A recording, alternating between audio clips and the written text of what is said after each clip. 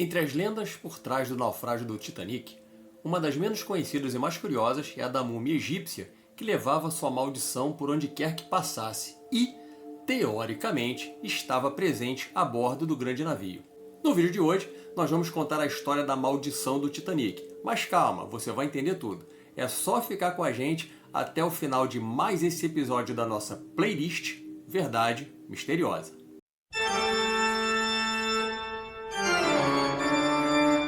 Olá, meus caros camaradas, eu sou o Carlos Souza Júnior e esse é o nosso canal A Verdade Prevalece. Para você que já é inscrito e já está habituado a vir aqui curtir o nosso conteúdo, muito obrigado mais uma vez pela presença. E você que está chegando agora, seja muito bem-vindo, fique à vontade. E se você gostar do que está vendo aqui nesse momento, nesse vídeo que a gente está apresentando, aí sim eu vou pedir para que você, por favor, faça a sua inscrição no canal e ative o sininho de notificação, porque aqui conhecereis a verdade e a verdade vos libertará. Vinheta na tela.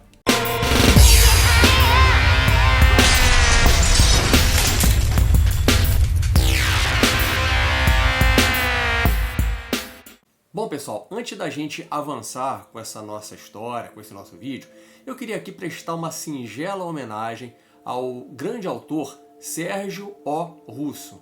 Sim, o Sérgio, ele foi o autor de diversos livros, dentre os quais um chamado Nas Fronteiras do Desconhecido, que foi o livro que a gente usou como base para produzir esse vídeo, tá? O Sérgio ele escreveu diversos livros ao longo da sua carreira voltados para o realismo fantástico. E esses livros dessa série dele, né, eu tenho todos, ao longo da minha juventude, aguçaram muito a minha curiosidade e a minha imaginação. Infelizmente, durante a produção deste vídeo, nós tomamos conhecimento que o Sérgio faleceu em 26 de novembro de 2021. Tá?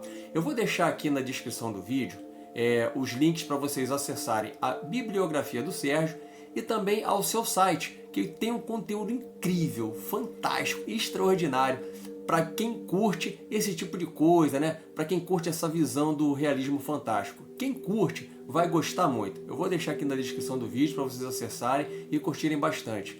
E, Sérgio, descanse em paz, meu amigo, e muito obrigado por toda a obra que você deixou pra gente. Bom, pessoal, voltando aqui ao nosso conteúdo, todo mundo sabe, tá?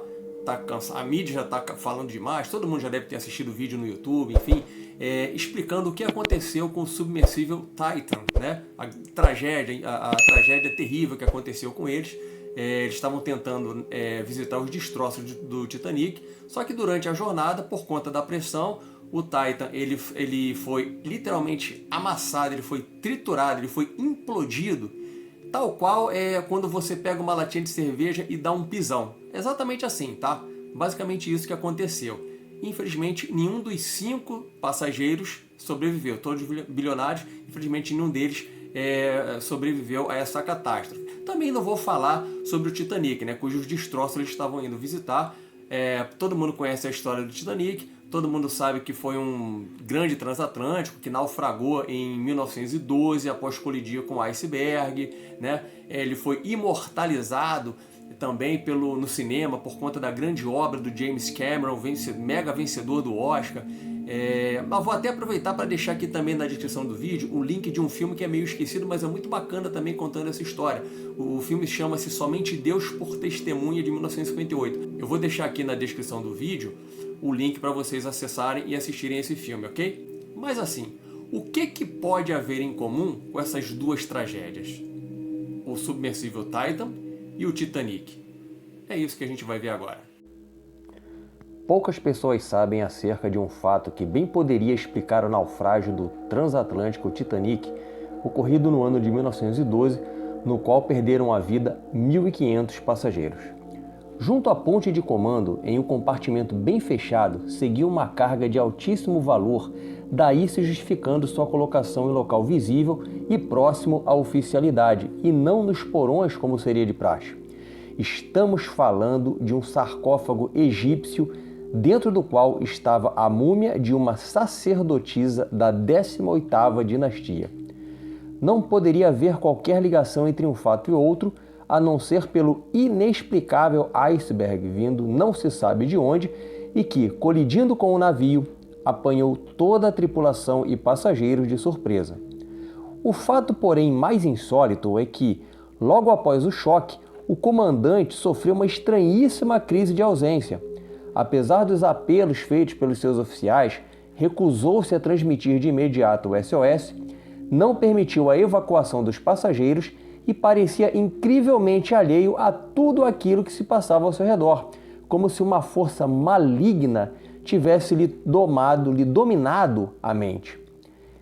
Esta sua irredutibilidade custou, sem dúvida, a vida de 1.500 pessoas inocentes, pois quando os escaleres principiaram a ser baixados, já se tornara muito tarde para salvá-las.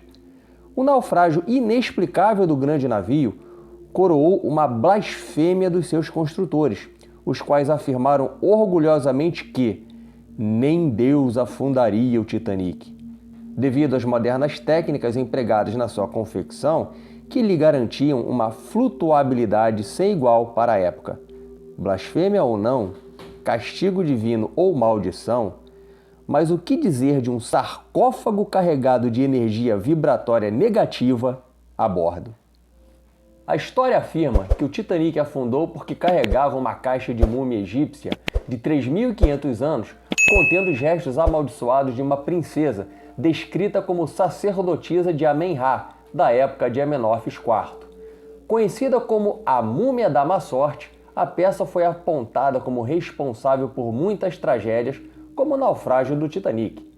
O artefato arqueológico ganhou fama de ser amaldiçoado depois que seus sucessivos proprietários supostamente sofreram toda sorte de infortúnios, a começar por Thomas Douglas Murray, membro de um grupo de viajantes ingleses que se fixou em Tebas entre 1860 e 1870 e que comprou o sarcófago da múmia de alguns ladrões de túmulos locais.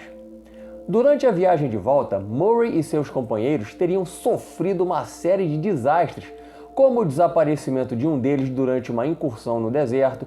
Outro membro do grupo teria perdido o braço após ter sido baleado acidentalmente por um de seus empregados.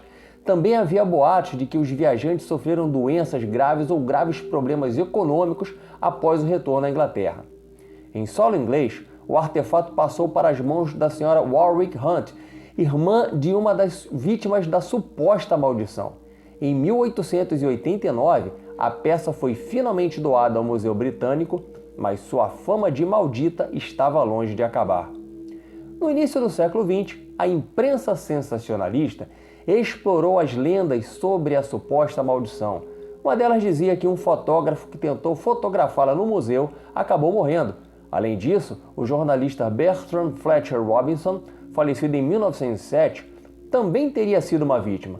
Depois de não resistir a uma febre aguda, algumas pessoas, como o escritor Arthur Conan Doyle, famoso por ter criado Sherlock Holmes, atribuíram a sua morte à investigação sobre os acontecimentos envolvendo a múmia. Dentre outras coisas, os vigias noturnos do museu escutavam marteladas frequentes e soluços frenéticos vindos do caixão. Um vigia morreu em serviço e os faxineiros se recusavam a chegar perto da princesa. Tempos depois, segundo o que se contava na época, o museu vendeu a Amen-Ra para um colecionador particular que colocou ela no sótão. Assustado com o histórico maligno do objeto, acabou repassando o mesmo. Surpreendentemente, o arqueólogo norte-americano Lord Canterville foi o próximo a adquirir a múmia por um preço considerável.